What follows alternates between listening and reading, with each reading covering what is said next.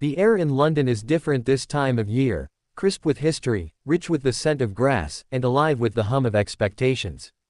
And into this familiar but demanding scene walks Carlos Alcaraz, smiling, relaxed, yet fiercely focused. The boy who dances in Ibiza is now once again the man who grinds on the court. It's go time. From the beaches of Spain to the baselines of Queen's Club, Alcaraz moves with the fluidity of someone who knows exactly who he is and what he wants. His third appearance at the HSBC Championships isn't just a return, it's a declaration. That the French Open champion isn't done. That his season, like his ambition, stretches far beyond Paris. I went to Ibiza again, he said casually, as though it wasn't the most dissected three-day break in tennis. And yet, the truth is, the break wasn't indulgence.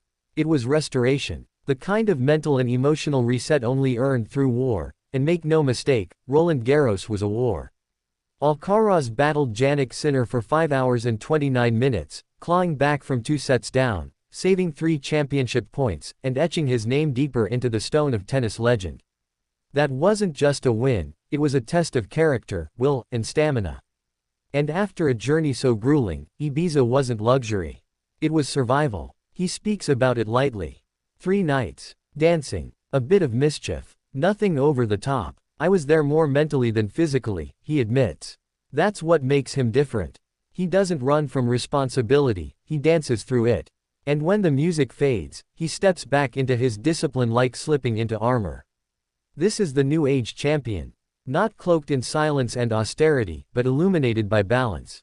Alcaraz understands what many before him didn't, that joy and greatness are not adversaries. They can coexist. One fuels the other. And now, the Clay King turns to grass. He calls it the midpoint of the season, a natural time to decompress and reset. He knows the surface will test him in ways that clay did not. The bounce is lower. The pace is faster. The margin for error thinner. But that excites him. Because he's not afraid of adaptation, he welcomes it. His words, though casual, reveal a maturity beyond his years. It doesn't matter the place we go, he says.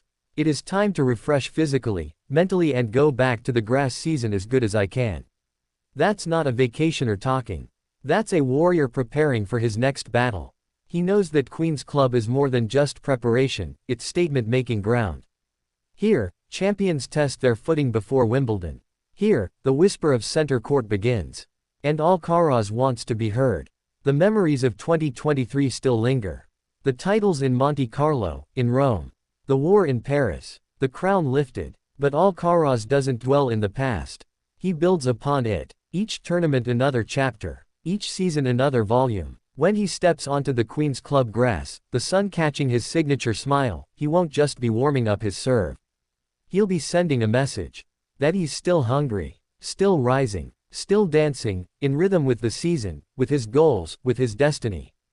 Because while some champions withdraw into themselves, Alcaraz expands. Into joy. Into pressure. Into challenge. He carries the weight of expectations not like a burden, but like a badge. Behind his eyes is not just focus, it's fire. A fire born on red clay, cooled in ocean waves, and now sharpened on grass. The season is long. The surface is new. But the mission remains the same. He remembers what it felt like to lift that Wimbledon trophy. To beat Novak Djokovic on center court. To conquer tradition with flair. And he wants it again. But first, there is Queen's. A test of adjustment. A test of readiness. And as always, Alcaraz arrives with a paradox, lighthearted yet lethal. Relaxed but ruthless. Smiling, but always hunting. This isn't a distraction. It's part of his code. Part of the new formula. A champion who recharges with his friends, then reloads with ferocity. Who dances one day and demolishes the next. He will be asked, endlessly, about Ibiza. As though 3 days of joy could undo a lifetime of discipline. As though laughter and legacy cannot coexist. But the truth is simple, Carlos Alcaraz wins because he knows when to pause. When to breathe, when to live. And now, the pause is over. The game is on. The racket is in his hand.